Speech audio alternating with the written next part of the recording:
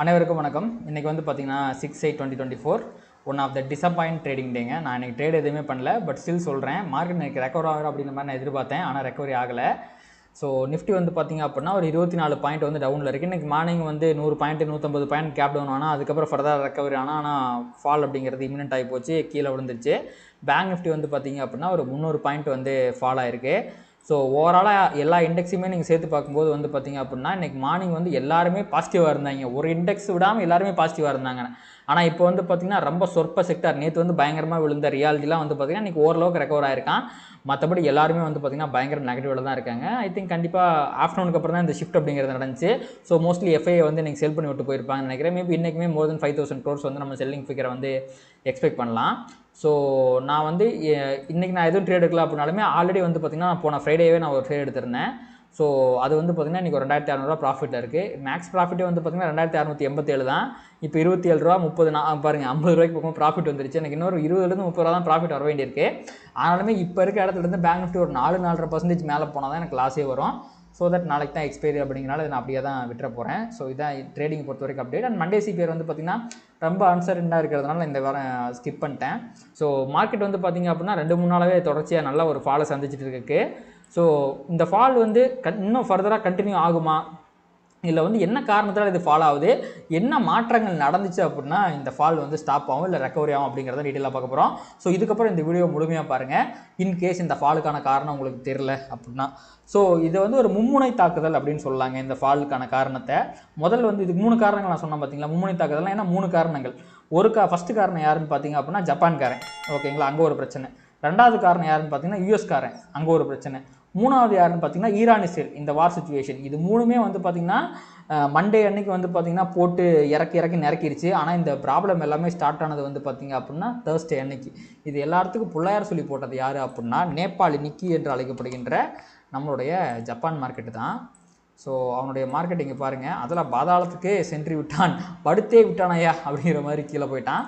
கடந்த 4 நாட்களில் மட்டும் வந்து பார்த்திங்கன்னா டு த லோவாக வந்து பார்த்திங்கன்னா ஒரு இண்டெக்ஸு 4 நாளில் 20% விழுந்திருக்காங்க.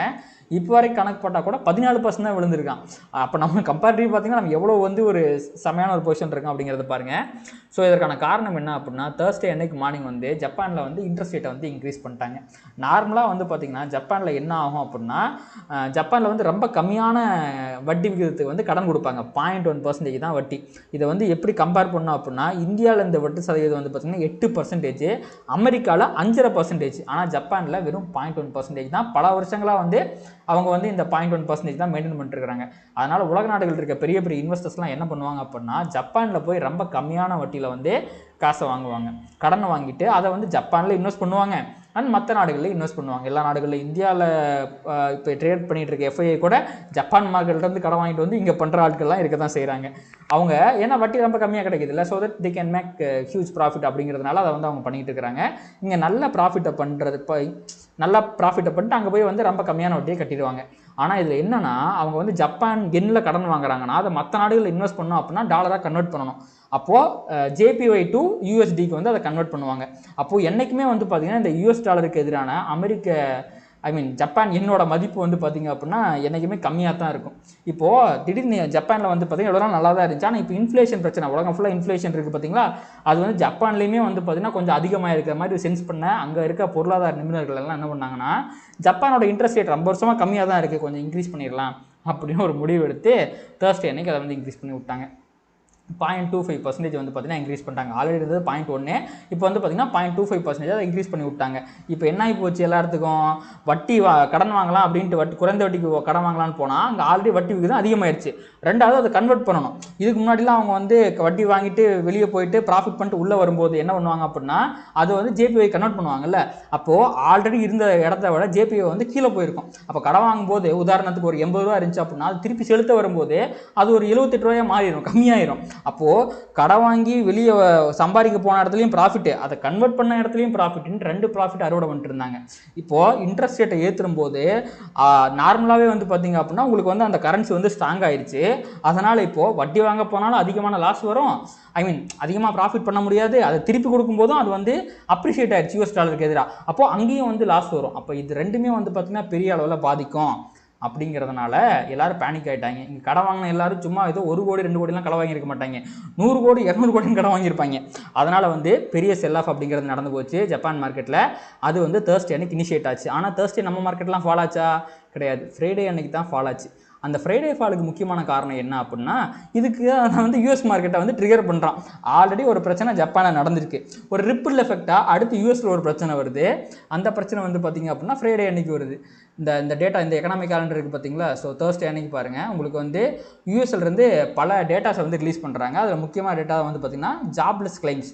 எத்தனை பேர் வந்து ஜாப் இல்லாமல் வந்து நான் வேலை இல்லாமல் இருக்கேன் அப்படிங்கிற டேட்டாவை எடுத்து பார்க்கும்போது 249K அப்படின்னு வருது. ஆக்சுவலி எக்ஸ்பெக்டேஷன் என்ன அப்படின்னா 236K தான்.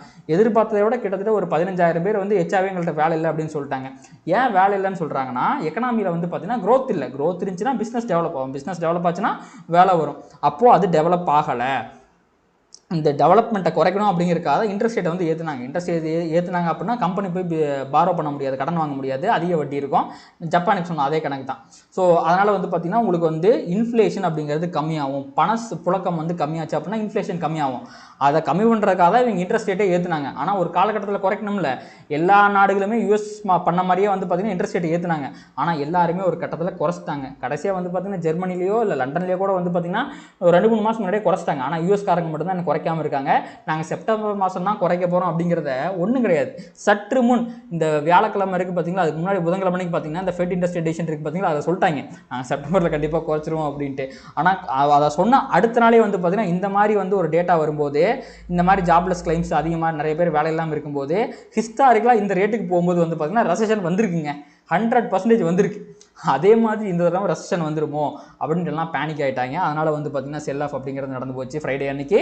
அண்ட் ஃப்ரைடே நம்ம மார்க்கெட்டுமே செல் ஆஃப் ஆயிடுச்சு. அப்போ ஜப்பான்காரங்க, அடுத்து வந்து பார்த்திங்கன்னா யூஎஸ்காரங்க, இது 2 பேருமே காரணமாயிட்டாங்க. அதாவது பிளாக் ஃப்ரைடே நடந்து முடிஞ்சு திருப்பியும் பிளாக் மண்டேவும் நடந்து போச்சுங்க. நேற்று வந்து பார்த்திங்கன்னா மார்க்கெட் பயங்கர ஃபால் ஆச்சு. அதற்கு முக்கியமான காரணம் இந்த ரெண்டுமே இந்த 2 நாட்களில் சரியாகவே இல்லை. இது கூடவே வந்து பார்த்திங்கன்னா எரிய நெருப்பில் எண்ணெய் ஊற்றுற மாதிரி ஈரான்காரன் போய் இஸ்ரேல் மேலே குண்டை போட்டான். ஸோ இது எல்லாமே சேர்ந்து தான் வந்து பார்த்திங்கன்னா மண்டே அன்னைக்கு மார்க்கெட்டாக பயங்கரமாக கீழே இறங்குச்சு. இன்றைக்குமே நம்ம மார்க்கெட் வந்து பார்த்திங்கன்னா பெரிய அளவில் ஏற்றத்தை காணாமல் இன்றைக்குமே நெகட்டிவில் தான் நம்ம மார்க்கெட் முடிஞ்சிருக்கு. ஓகேங்களா? இந்த 3 காரணங்கள், இந்த மும்முனை தாக்குதல்கள் தான் மார்க்கெட் வந்து கீழே விழுந்ததுக்கான காரணம். இது நீங்கள் நல்லா உற்று நோக்குனீங்க அப்படின்னா இது நம்ம மார்க்கெட்டில் மட்டும் சம்மந்தப்படல, குளோபலாக இருக்கிற எல்லா மார்க்கெட்டுமே அடி வாங்கியிருக்கு. கடந்த 2 நாட்களில் எல்லா மார்க்கெட்டுமே பயங்கரமாக கீழே விழுந்துட்டு தான் இருக்குது. ஸோ இந்தியா ஸ்பெசிஃபிக்காக இல்லாத காரணத்தால் நம்ம பயப்பட தேவையில்லை. இப்போ மார்க்கெட் விழுகுது அப்படின்னா இது எல்லாம் ஒரு கட்டத்தில் சரியாகும். அது சரியானதுக்கப்புறம் எல்லா மார்க்கெட்டும் எந்த வேகத்தில் ரெக்கவர் ஆகுதோ அதை விட நம்ம மார்க்கெட் இன்னும் ரொம்ப ஸ்பீடாகவே வந்து பார்த்திங்கன்னா ரெக்கவர் ஆகி மேலே போயிடும். ஓகேங்களா? அதனால் இதை பொறுத்து நீங்கள் கவலைப்படாதீங்க. மேபி ஃபர்தராக மார்க்கெட் டெக்னிக்கலாக சொல்லும்போது, அதாவது ஃபண்டமெண்டலாக இப்போ சொல்ல முடியாது, டெக்னிக்கலாக சொல்லும்போது ஃபர்தராக மார்க்கெட் வந்து பார்த்திங்கன்னா இந்த ஒரு 23,700 வரைக்கும் கீழே போயிட்டு ஃபர்தராக மேலே போகிறதுக்குலாம் வாய்ப்பு இருக்குது. இது வந்து கீழே விழுகிற பட்சத்தில் இன்கேஸ் இன்றைக்கி முக்கியமான விஷயம் சொல்ல மறந்துட்டேன். இந்த ஜப்பான்காரங்க இப்போ நம்ம மார்க்கெட்லாம் வந்து பார்த்திங்கன்னா 2 நாளில் கம்மியாக தான் விழுந்துச்சு. நான் உங்களுக்கு ஆல்ரெடி நிக்கியோட சார்ட்டை காட்டினேன். அவன் வந்து பயங்கரமாக விழுந்துட்டான். அப்போது அந்த நாட்டில் ஸ்டாக் மார்க்கெட்டில் இன்வெஸ்ட் பண்ணவங்கலாம் வந்து என்ன பண்ணுவாங்க, அவங்களும் வந்து பதறிட்டு தான் இருப்பாங்க. இங்கே பாருங்க, இன்றைக்கி லைட்டாக ரெக்கவரியாக தான் ஆயிருக்கான் அவன். ஸோ இந்த செல் ஆஃபில் வந்து பார்த்திங்கன்னா எல்லாருமே பதறிட்டாங்க. 20% கீழே தான் என்ன பண்ணுறது. அதனால் அந்த ஜப்பானோட பிரைம் மினிஸ்டர் வந்து பார்த்திங்கன்னா பேங்க் ஆஃப் ஜப்பானில் இருக்கிற யாராவது ஒரு அத்தாரிட்டியை வந்து பார்த்திங்கன்னா நீங்கள் வந்து மக்களை அட்ரஸ் பண்ணுங்கள், எதனால் இதை பண்ணோம், இது வந்து பெரிய பாதிப்பை ஏற்படுத்தாதா அப்படிங்கிறத மக்கள்கிட்ட விலக்கி சொல்லுங்கள், மக்கள் பயத்தில் இருக்காங்க அப்படின்னு அங்கே கதறிக்கிட்டு இருக்கிறாங்க. அதனால் அந்த பேங்க் ஆஃப் ஜப்பானோட வைஸ் பிரசிடென்ட் வந்து நாளை காலையில் நம்ம டைம் 7:30 வந்து பீப்புள் அட்ரஸ் பண்ண போகிறாரு. அந்த அட்ரஸ் பண்ணும்போது கண்டிப்பாக அவர் பாசிட்டிவாக தான் அட்ரஸ் பண்ணுவார், நெகட்டிவாக சொல்ல மாட்டார். ஏன்னா ஆல்ரெடி அவங்க கிரிஞ்சு தொங்கிட்டு இருக்கிறாங்க. இந்த நேரத்தில் திருப்பி வந்து ஒரு குண்டை போட்டார், நெகட்டிவாக சொல்லிட்டார் அப்படின்னா ஃபர்தராக வந்து எல்லாம் டரியலாகி போயிடும். அதனால் அவர் கண்டிப்பாக பாசிட்டிவாக தான் பேசுவார். அவர் பாசிட்டிவாக பேசினதுக்கப்புறம் வேர்ல்டு மார்க்கெட்லேயே ஒரு நல்ல ரெக்கவரி வர்றதுக்கு வந்து பார்த்திங்கன்னா வாய்ப்பு இருக்குது.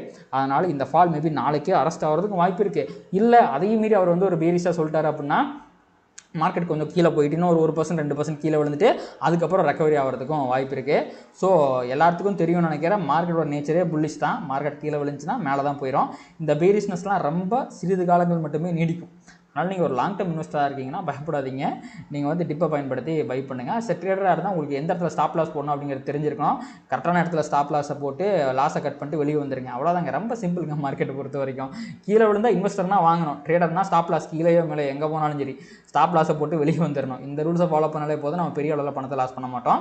அண்ட் இன்றைக்கி நடந்திருக்க இன்னொரு முக்கியமான விஷயம், நல்ல விஷயம் என்ன அப்படின்னா, இந்த ரணகளத்தில் ஒரு கில்கிழிப்பு அப்படிங்கிற மாதிரி இந்தியா விக்ஸ் வந்து பார்த்தீங்கன்னா இன்றைக்கி 8% விழுந்துட்டான். என்றைக்குமே மார்க்கெட்டும் ஃபாலோ ஆகுது, இந்தியா விக்ஸும் ஃபாலோ ஆகுது அப்படின்னா அந்த ஃபால் வந்து சஸ்டைனபிளாக இருக்காது.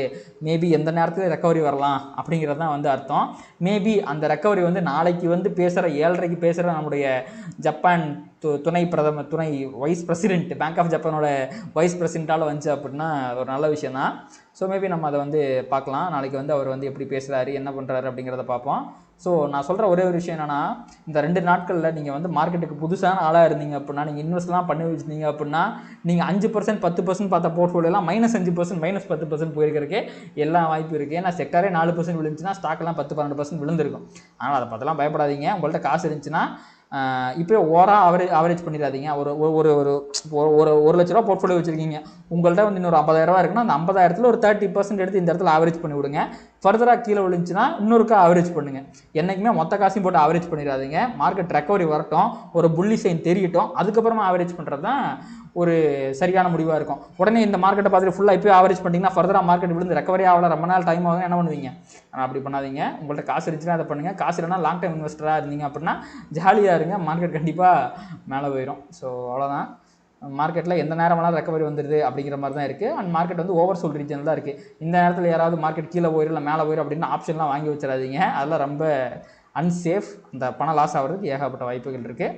ஸோ பார்த்து ட்ரேட் பண்ணுங்கள் அண்ட் பார்த்து இன்வெஸ்ட் பண்ணுங்கள். ஸோ கண்டிப்பாக இந்த வீடியோ வந்து எல்லாத்துக்கும் யூஸ்ஃபுல்லாக இருந்திருக்கும் அப்படின்னு நம்புறேன். இந்த வீடியோ உங்களுக்கு பிடிச்சிருந்துச்சு அப்படின்னா லைக் பண்ணுங்கள், கமெண்ட் பண்ணுங்கள் அண்ட் ட்ரேட் பண்ணுற மற்றவங்களுக்கு ஷேர் பண்ணுங்கள். யூடியூபில் கருத்து ட்ரிகர் பண்ணி நம்ம நிறையா பார்வையாளர் நம்ம சேனலுக்கு கொண்டு வந்து சேர்க்கும். அதே மாதிரி டைரக்ஷனல் ஆப்ஷன்ஸ் ட்ரேடிங்க்கு நான் வந்து 1-to-1 கிளாஸஸ் கண்டக்ட் பண்ணிட்டு இருக்கேன். உங்களுக்கு இன்ட்ரெஸ்ட் அப்படின்னா கீழே இருக்க வாட்ஸ்அப் நம்பரை கான்டாக்ட் பண்ணுங்கள். நாளைக்கு சந்திக்கலாம். பை.